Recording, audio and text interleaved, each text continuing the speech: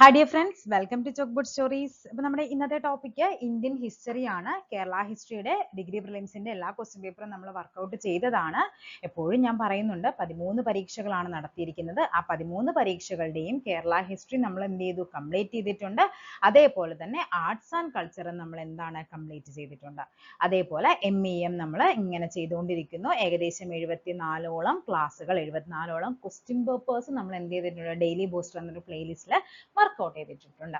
Okay, അപ്പൊ ആ ഒരു 50 മാർക്കാണ് നമ്മുടെ MEM എന്ന് പറയുന്നത്. അതിൽ നിങ്ങൾ ഒരു 40+ എന്തായാലും മേടിച്ചേ പറ്റുള്ളൂ. ഓക്കെ ആണല്ലോ. അപ്പൊ നമുക്ക് എന്ത് ചെയ്യാം, ക്ലാസ്സിലോട്ട് പോകാം. അപ്പൊ ഇന്നത്തെ ടോപ്പിക് എന്ന് പറയുന്നത് ഇന്ത്യൻ ഹിസ്റ്ററി ആണ്. ഇന്ത്യൻ ഹിസ്റ്ററിയുടെ പാർട്ട് 1 വീഡിയോ ആണ് നമ്മൾ ഇന്ന് വർക്ക്ഔട്ട് ചെയ്യാനായിട്ട് പോകുന്നത്. നോക്കാം നമുക്ക്. ഫസ്റ്റ് ക്വസ്റ്റ്യൻ നോക്കിക്കേ, 72/2025 ആണ് ക്വസ്റ്റ്യൻ പേപ്പർ കോഡ് എന്ന് പറയുന്നത്.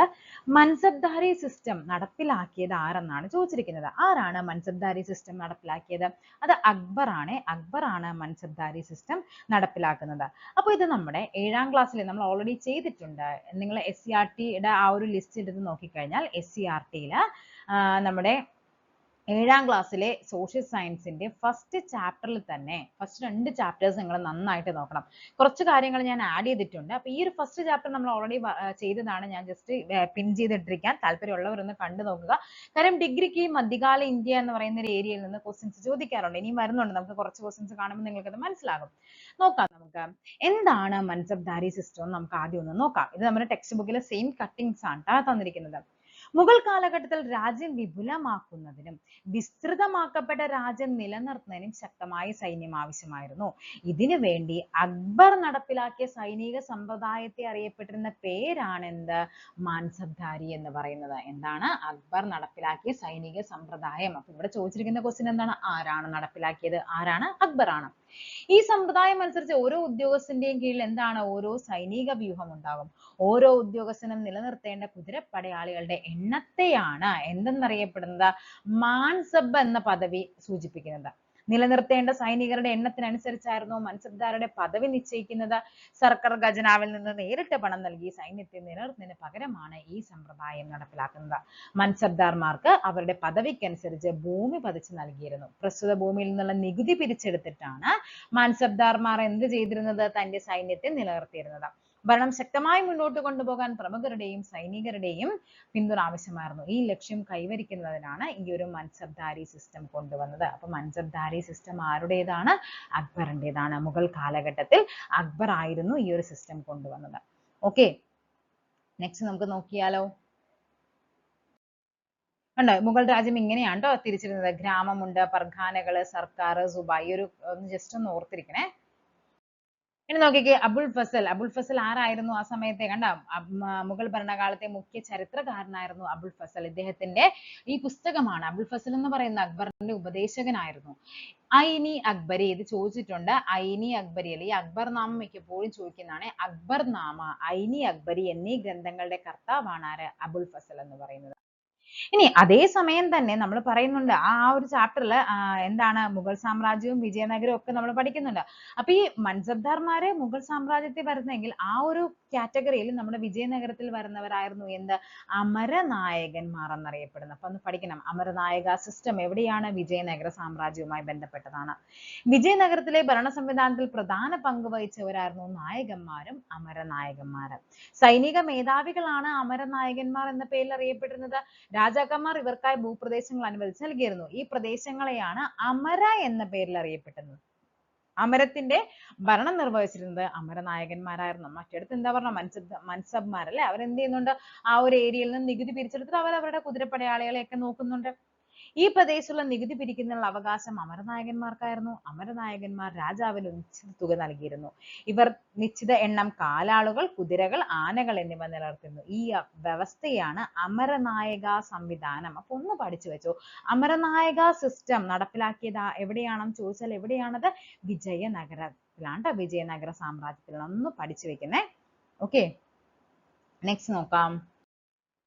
ഏത് ആക്ട് അനുസരിച്ചിട്ടാണ് ഇന്ത്യയുടെ ഭരണം ഈസ്റ്റ് ഇന്ത്യ കമ്പനിയിൽ നിന്നും ബ്രിട്ടീഷ് ഗവൺമെന്റ് ഏറ്റെടുത്തതെന്നാണ് ചോദിക്കുന്നത്. ഏതാണ്?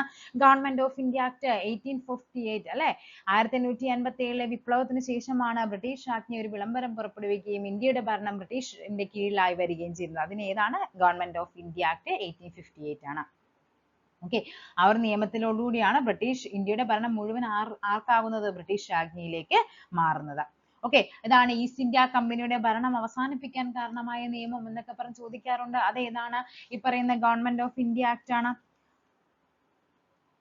അതേപോലെ തന്നെ ഈ ഒരു സമയത്ത് അതായത് ഭരണം മാറിയല്ലോ, ഭരണം മാറുമ്പോൾ അവർ നിരോധിക്കുന്നതാണ് എന്ത്, ദത്തവകാശം. നമുക്കറിയാം ഈ ദത്തവകാശ നിരോധന നിയമവുമായിട്ട് ബന്ധപ്പെട്ടായിരുന്നു ശരിക്കും 1857 വിപ്ലവത്തിന് ഒരു റീസൺ എന്ന് പറയുന്നത്. ഒരു റീസൺ അതായിരുന്നു അല്ലെ, പല രാജാക്കന്മാരും എന്തായിരുന്നു, അതായത് അവർക്ക് പിന്തുടർച്ചക്കാരായിട്ട് ഈ പറയുന്ന മക്കളില്ല എങ്കിൽ അത് ദത്തെടുത്തിട്ടുണ്ടായിരുന്നു പല രാജാക്കന്മാരും. പക്ഷെ എന്ത് ചെയ്യുന്നുണ്ട്, അങ്ങനെ പിന്തുടർച്ചക്കാർ സ്വന്തം രക്തത്തിൽ പിറന്ന മക്കളില്ല എങ്കിൽ അത് ബ്രിട്ടീഷുകാർക്ക് ആ സ്ഥലം കൈമാറണം. അതായിരുന്നു ദത്തവകാശം, ആ ഒരു നിരോധന നിയമം എന്ന് പറയാം. അപ്പൊ ആ ഒരു നിയമം എന്ത് ചെയ്യുന്നുണ്ട്, കമ്പനി പിൻവലിക്കുന്നുണ്ട്.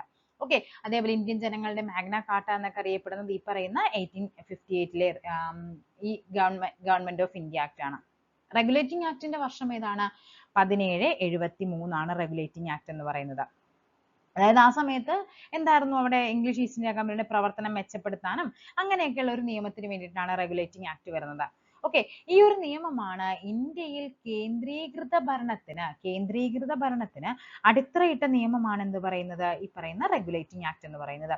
ഈ ഒരു നിയമപ്രകാരമാണ് എന്ത് മാറുന്നത്, ഗവർണർ ഓഫ് ബംഗാൾ എന്നത് എന്തായിട്ട് മാറുന്നുണ്ട്, ഗവർണർ ജനറൽ ആയിട്ട് മാറുന്നത്, ഗവർണർ ജനറൽ ഓഫ് ബംഗാൾ എന്നായിട്ട് മാറുന്നത്. അങ്ങനെ മാറി മാറി നമ്മൾ പല കാറ്റഗറീസും പഠിക്കുന്നുണ്ട് അല്ലെ.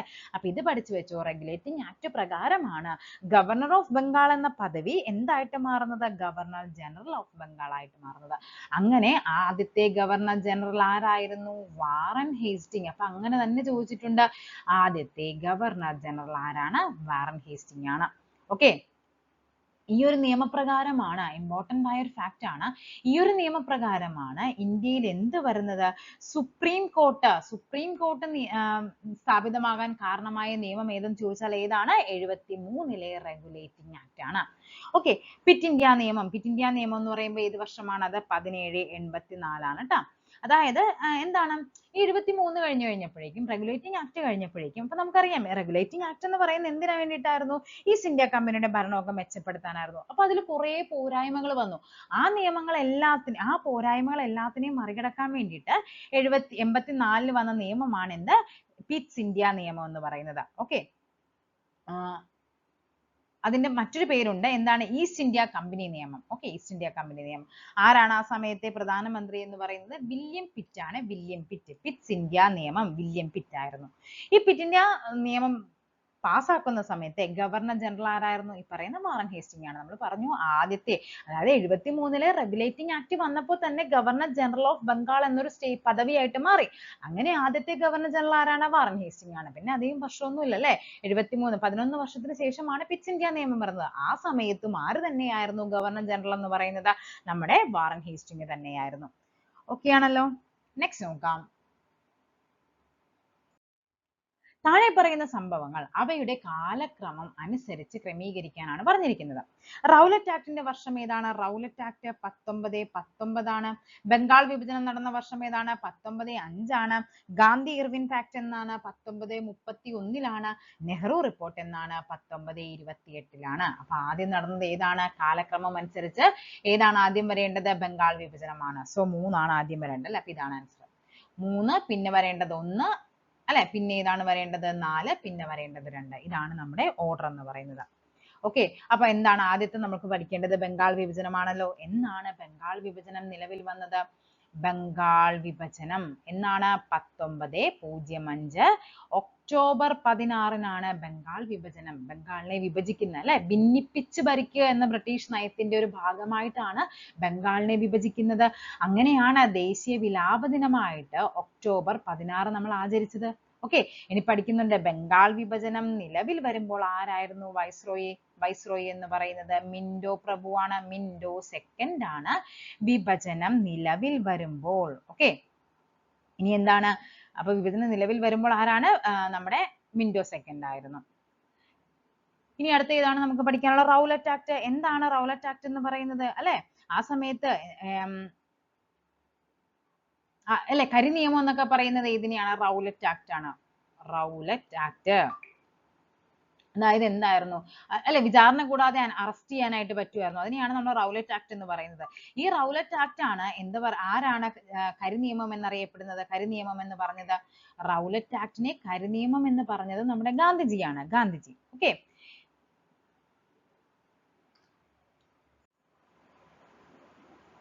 അപ്പൊ ഇതേപോലെ തന്നെ ഈ റൗലറ്റ് ആക്ടുമായിട്ട് ബന്ധപ്പെട്ടാണ് നമുക്ക് എന്ത് നടക്കുന്നത്, 1919 ജാലിയൻ വാലാബാഗ് കൂട്ടക്കൊല നടക്കുന്നത്, അല്ലെ? അതൊക്കെ ഏതാണ്, റൗലറ്റ് ആക്ടുമായിട്ട് ബന്ധപ്പെട്ടതാണ്.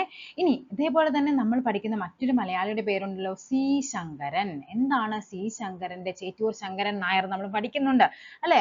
INC-യുടെ മലയാളി 1895 INC സമ്മേളനത്തിലെ മലയാളിയായ അല്ലെ അധ്യക്ഷൻ എന്നൊക്കെ പറഞ്ഞ് നമ്മൾ പഠിക്കുന്നുണ്ട്. ഇദ്ദേഹമാണ്, സി ശങ്കരനാണ് ഈ പറയുന്ന റൗലറ്റ് നിയമത്തെ പിന്തുണച്ച ഇന്ത്യക്കാരൻ ആരെന്ന് ചോദിക്കാറുണ്ട്. അതാരാണ്? നമ്മുടെ സി ശങ്കരനായിരുന്നു. ഓക്കെ. ഇനിയിപ്പോ നെക്സ്റ്റ് ഏതാണ് നമുക്ക് പഠിക്കാനുള്ളത്? നെഹ്റു റിപ്പോർട്ട്, അല്ലെ? നെഹ്റു റിപ്പോർട്ട് എന്ന് പറയുമ്പോൾ എന്താണ് വരേണ്ടത്? 1928 നെഹ്റു റിപ്പോർട്ടാണ്. ആരായിരുന്നു നെഹ്റു റിപ്പോർട്ട്? നമ്മുടെ ജവഹർലാൽ നെഹ്റു ആണെന്ന് വിചാരിക്കരുത്, അത് മോത്തിലാൽ നെഹ്റു ആണ്. ആരാണ്? മോത്തിലാൽ നെഹ്റു. അതായത് എന്താണ്, ഇന്ത്യക്കാർക്ക് വേണ്ടി ഒരു ഭരണഘടന തയ്യാറാക്കി കൊടുക്കുവാനായിട്ട് ബ്രിട്ടീഷ് ഗവൺമെന്റ് ഇന്ത്യക്കാരോട് ആവശ്യപ്പെട്ടതിന്റെ അടിസ്ഥാനത്തിൽ തയ്യാറാക്കിയ ഒരു റിപ്പോർട്ടാണ് എന്തെന്ന് പറയുന്നത്? നെഹ്റു റിപ്പോർട്ട് എന്ന് പറയുന്നത്. ഏത് വർഷമാണ്? 1928 ഓഗസ്റ്റ് 10-നാണ് എന്ത് ചെയ്യുന്നത്? ഈ പറയുന്ന എന്താ നമ്മുടെ നെഹ്റു റിപ്പോർട്ട് സമർപ്പിക്കുന്നത്. ഓക്കെ. ഇനി ഏതാണ് അടുത്ത് നോക്കാനുള്ളത്? ഗാന്ധി ഇർവിൻ പാക്ട്, അല്ലേ? ഗാന്ധി ഇർവിൻ പാക്ട് എന്ന് പറയുമ്പോൾ എന്താണ്? ഗാന്ധിജിയും ഇർവിൻ പ്രഭുവുമായിട്ട് ബന്ധപ്പെട്ടതാണ്. അതായത് അവർക്ക് മനസ്സിലായി കോൺഗ്രസിന്റെ സഹകരണം, കോൺഗ്രസ് എന്ന് പറയുന്ന ആ സമയത്ത് വളരെയധികം ശക്തി പ്രാപിച്ചു വരുവാണ്. അപ്പൊ കോൺഗ്രസിന്റെ സഹായം ഇല്ലാണ്ട് ഒരു തീരുമാനവും എടുക്കാൻ പറ്റില്ല എന്ന് മനസ്സിലാക്കിയ ശേഷം ഗാന്ധിയും ഇർവിൻ പ്രഭുവായിട്ട് ഒരു സമാധാന സന്ധി വരുന്നുണ്ട്. അതിനെയാണ് നമ്മൾ ഗാന്ധി ഇർവിൻ പാക്ട് എന്ന് പറയുന്നത്. അത് ഏതാണ്? 1931 ആണ്. ഓക്കെ. അതേപോലെ തന്നെ നമുക്ക് പിന്നെ വട്ടമേശ സമ്മേളനം എന്നാണ്? വട്ടമേശ സമ്മേളനത്തിന്റെ വർഷങ്ങൾ 30, 31, 32. ഒന്നാം വട്ടമേശ സമ്മേളനം, രണ്ടാം വട്ടമേശ സമ്മേളനം, മൂന്നാം വട്ടമേശ സമ്മേളനം. അതേപോലെ നമ്മൾ പഠിക്കുന്നുണ്ടല്ലോ ഉഗുനി എന്ന് പഠിക്കും, അല്ലെ? എന്താണ്? ഉപ്പു സത്യാഗ്രഹം, ഗുരുവായൂർ നിവർത്തന പ്രക്ഷോഭം, ഇങ്ങനെയും പഠിക്കുന്നുണ്ട്.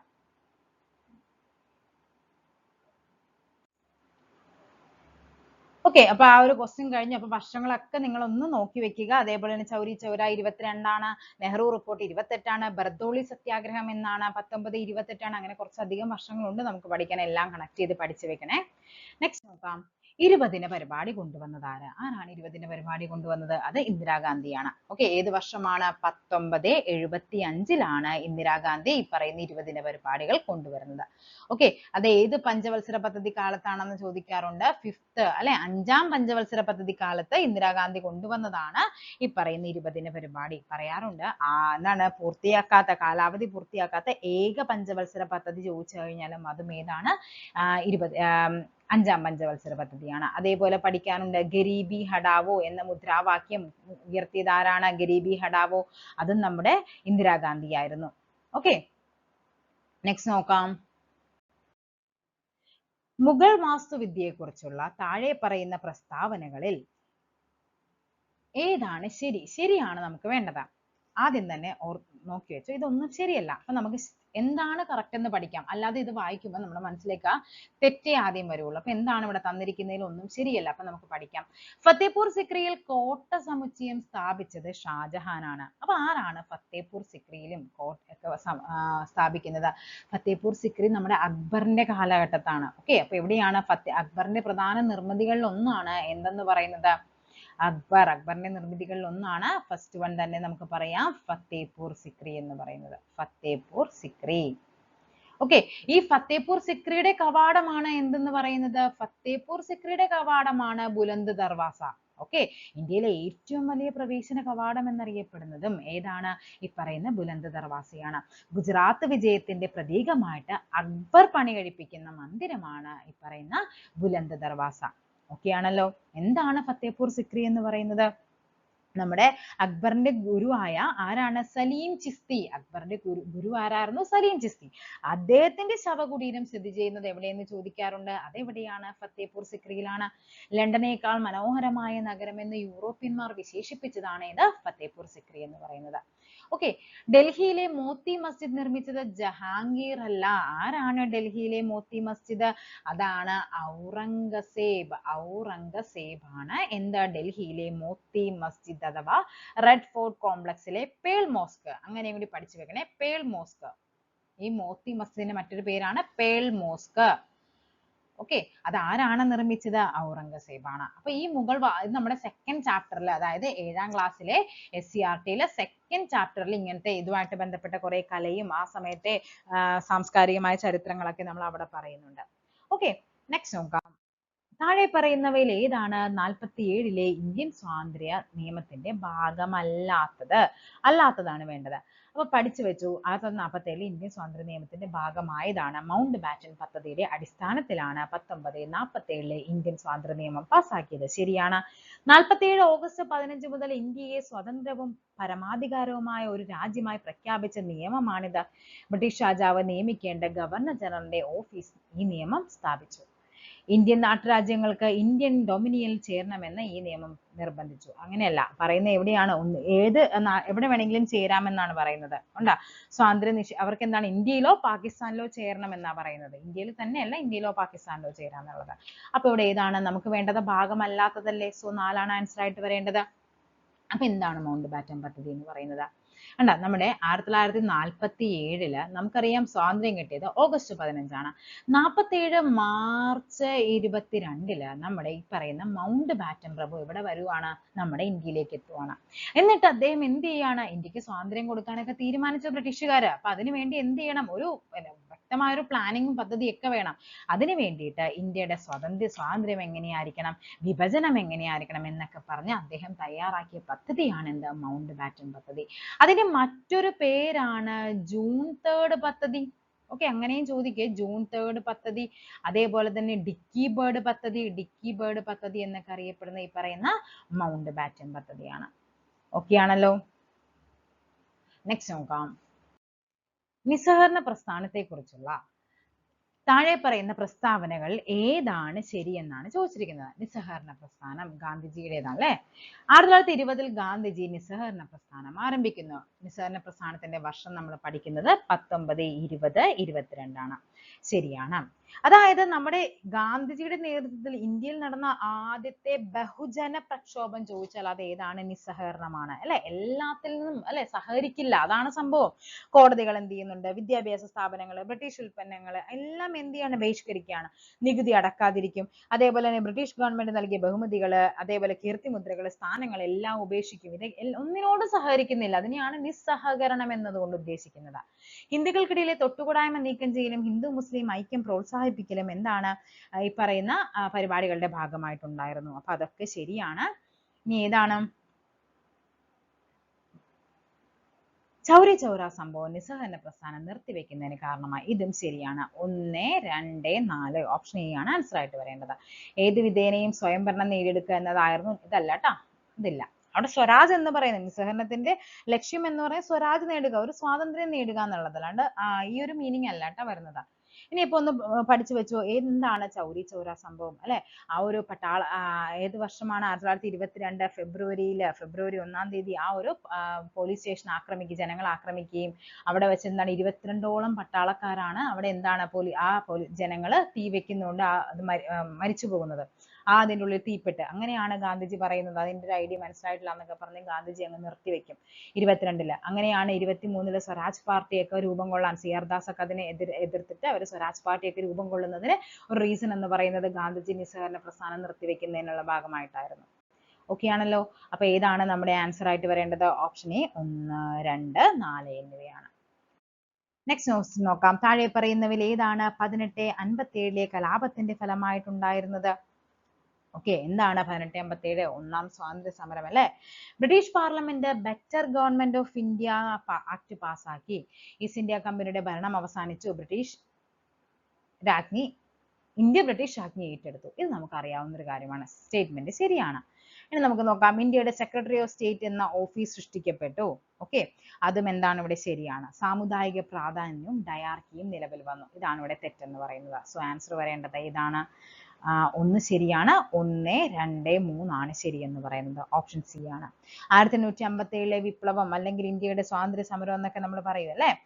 അതാണ് എവിടെയാണ് അത് ആരംഭിച്ചത് ചോദിക്കാറുണ്ട്. കലാപം ആരംഭിക്കുന്നത് 1857 മെയ് 10-നാണ്. മെയ് 10-ന് എന്തൊക്കെയായിരുന്നു? കുറേ റീസൺസ് പറയുന്നുണ്ട്. അതിൽ എന്തൊക്കെയായിരുന്നു റീസൺ എന്ന് പറയുന്നത്? ഒന്ന്, സൈനികർക്ക് നൽകിയിരിക്കുന്ന തോക്കുകളിൽ എന്താണ് പശുവിന്റെയും പന്നിയുടെയൊക്കെ കൊഴുപ്പ് തേച്ചിട്ടുണ്ട്. അതായത് തോക്കിൽ ഉപയോഗിക്കുന്ന ഇതില്ലേ, എന്താണ് അതിന്റെ ബുള്ളറ്റിൽ എന്ത് ചെയ്യുന്നുണ്ട്? ഈ പറയുന്ന പശുവിന്റെയും പന്നിയുടെയൊക്കെ നെയ്യ് ചേർക്കുന്നത്, അതേപോലെ അവർക്ക് ശമ്പളം കൊടുക്കാത്തത്, ഇതൊക്കെയായിരുന്നു മെയിൻ റീസൺ. പിന്നെ എന്താണ്, എല്ലാവരും ഇതിൽ പങ്കെടുക്കുന്നുണ്ട്. കർഷകരുടെ ദുരിതങ്ങൾ, കരകൗശലക്കാരുടേത്, രാജാക്കന്മാരുടെ പ്രശ്നങ്ങൾ, ശിപായിമാരുടെ ദുരിതങ്ങൾ, അങ്ങനെ പല കാര്യങ്ങളും എന്ത് വരുന്നുണ്ട്? ഈ പറയുന്ന രീതി നമ്മുടെ വിപ്ലവത്തിലേക്ക് നയിക്കുന്നുണ്ട്. ഓക്കെ, പിന്നെയുള്ള റീസൺ എന്ന് പറയുന്നത് ദത്തവകാശവുമായിരുന്നു. അങ്ങനെയാണ് നമ്മുടെ ഈ പറയുന്ന ഝാൻസി റാണിയും രാജാക്കന്മാരെല്ലാം ഇതിലേക്ക് വരാനുള്ള റീസൺ എന്ന് പറയുന്നത്. ഓക്കെ, നെക്സ്റ്റ് നോക്കാം. ഇംഗ്ലീഷുകാരില്ലാതെ ഇംഗ്ലീഷ് ഭരണം എന്ന രാഷ്ട്രീയ സ്വരാജ് അർത്ഥമാക്കുന്ന എന്താണെന്നാണ് ചോദിച്ചിരിക്കുന്നത്. ഇംഗ്ലീഷുകാരില്ലാതെ ഇംഗ്ലീഷ് ഭരണം എന്താണത്? ആരാണ് ഇത് ബാധിച്ചതെന്ന് ചോദിച്ചാൽ അത് നമ്മുടെ ഗാന്ധിജിയാണ്. ഗാന്ധി ഇംഗ്ലീഷുകാരില്ലാതെ ഇംഗ്ലീഷ് ഭരണം എന്നതാണ് രാഷ്ട്രീയ സ്വരാജ് അർത്ഥമാക്കുന്നത്. ആരാണത് പറഞ്ഞത്? ഗാന്ധിയാണ്. പഠിക്കണേ. എന്താണ്? കുറെ വചനങ്ങൾ നമുക്ക് അങ്ങനെ പഠിക്കാനുണ്ട് കേട്ടോ. കുറേ നമുക്ക് ഇങ്ങനത്തെ കോട്സ് നമ്മുടെ ടെക്സ്റ്റ് ബുക്കുകളിലൊക്കെ തന്നിരിക്കുന്ന കോട്സ് ഒക്കെ നിങ്ങളൊന്ന് വായിച്ചു നോക്കണം കേട്ടോ, SCERT ടെക്സ്റ്റുകളിലുള്ളത്. താഴെ പറയുന്നവയിൽ ഏതൊക്കെ സംഘടനകളെയാണ് അടിയന്തരാവസ്ഥ കാലത്ത് നിരോധിച്ചിരുന്നത്? ഏതൊക്കെയാണ്? ജമായത്ത് ഇസ്ലാമി നിരോധിച്ചതാണ്. ഓക്കെ, RSSനെ നിരോധിച്ചു, മാവോയിസ്റ്റ് നിരോധിച്ചു, ആനന്ദ് മാർഗ് നിരോധിച്ചു. അപ്പൊ എന്താണ്? മുകളിലുള്ളവയെല്ലാം എന്താണ്? ആ സമയത്ത് നിരോധിച്ചതാണ് അടിയന്തരാവസ്ഥ കാലത്ത്. ഇന്ത്യയിൽ എത്ര തവണയാണ് അടിയന്തരാവസ്ഥ പ്രഖ്യാപിച്ചിരിക്കുന്നത്? 3 തവണ. ഏതൊക്കെ വർഷമാണ്? 1965 ഉണ്ട്, 71 ഉണ്ട്, 75 ഉണ്ട്. ഓക്കെ, ഈ 75-ലാണ് 2 വർഷത്തോളം അതങ്ങനെ നീണ്ടു നിൽക്കുന്നത്. മാവോയിസ്റ്റ് CPML എന്ന് പറഞ്ഞ, അല്ലെങ്കിൽ എന്താണ്, കമ്മ്യൂണിസ്റ്റ് പാർട്ടിയാണ്. അതിനൊക്കെ എന്ത് ചെയ്യുന്നുണ്ട്? ഈ സമയത്ത് നിരോധിക്കുന്നുണ്ട്. നെക്സ്റ്റ് ക്വസ്റ്റ്യൻ നോക്കിക്കേ. ലാഹോർ ഗൂഢാലോചന കേസിൽ 1931 മാർച്ച് 23-ന് താഴെ പറയുന്നവയിൽ ആരാണ് തൂക്കിലേറ്റത്? ആരെയാണ്? അത് നമ്മുടെ രാജ്ഗുരുവിനെയാണ് 1931 മാർച്ച് 23-ന് തൂക്കിലേക്കുന്നത്. ഇന്ത്യ ഗാന്ധിക്ക് ശേഷം എന്ന പുസ്തകം എഴുതിയത് ആരാണ്? രാമചന്ദ്ര ഗുഹ. ആ സമയത്ത് രാമചന്ദ്ര ഗുഹയുടെ കുറെ ബുക്കുകൾ ചോദിച്ചിട്ടുണ്ടായിരുന്നു. ഇന്ത്യ ഗാന്ധിക്ക് ശേഷം, ഗാന്ധി ഇന്ത്യക്ക് മുമ്പ്, കണ്ട, ഗാന്ധി ബിഫോർ ഇന്ത്യ എന്ന് പറയുന്നത്. ഗാന്ധി ഇന്ത്യക്ക് ശേഷമുണ്ട്. അടുത്തേതാണ് ഇന്ത്യ ഗാന്ധിക്ക് ശേഷം, ഗാന്ധി ഇന്ത്യക്ക് മുമ്പ്. അങ്ങനെ 2 പുസ്തകമുണ്ട് മെയിൻ ആയിട്ട് പഠിക്കാനുള്ളത്. പിന്നെ എന്താണ്? ഗാന്ധി ലോകത്തെ മാറ്റിയ വർഷങ്ങൾ, അതായത് 1914 മുതൽ അദ്ദേഹം മരിക്കുന്ന 1948 വരെയുള്ള കാരണങ്ങൾ. ഗാന്ധി ലോകത്തെ മാറ്റിയ വർഷങ്ങൾ എന്ന് പറയുന്നത്. ആധുനിക ഇന്ത്യയുടെ ശില്പികൾ എന്ന് പറയുന്നത്. ഇങ്ങനത്തെ കുറെ പുസ്തകങ്ങൾ എന്താണ്? ഗാന്ധിജിയെ പറ്റി ഈ രാമചന്ദ്ര ഗുഹ എഴുതിയതാണ്.